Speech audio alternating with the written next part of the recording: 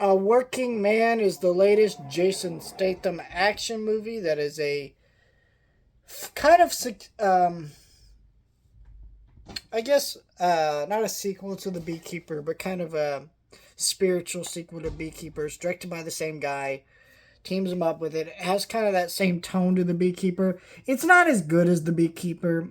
So, when The Beekeeper came out in January, I didn't really expect much from it. I'm not a big Jason Statham guy, but I actually really enjoyed that movie. And I think it was because it was a movie that was so schlocky and just kind of fun and knew what it was doing, in a sense.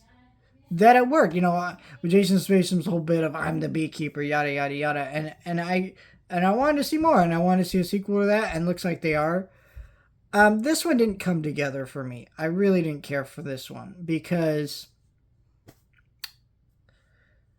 it was fine. Like, it was a very watchable movie, but the script is by Sylvester Stallone.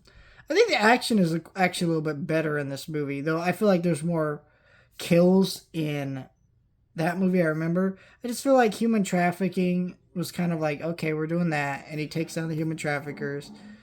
But it felt like it didn't. It was missing that sauce of the beekeeper, of like that bit of him being the beekeeper. Wasn't really there with this one. It felt like it was just Jason Statham being Jason Statham, which, yes, Beekeeper was that too, but it felt a little more goofy, where this one plays a little more straight to me, and it just kind of makes for a much more obvious mediocre movie than that one for me.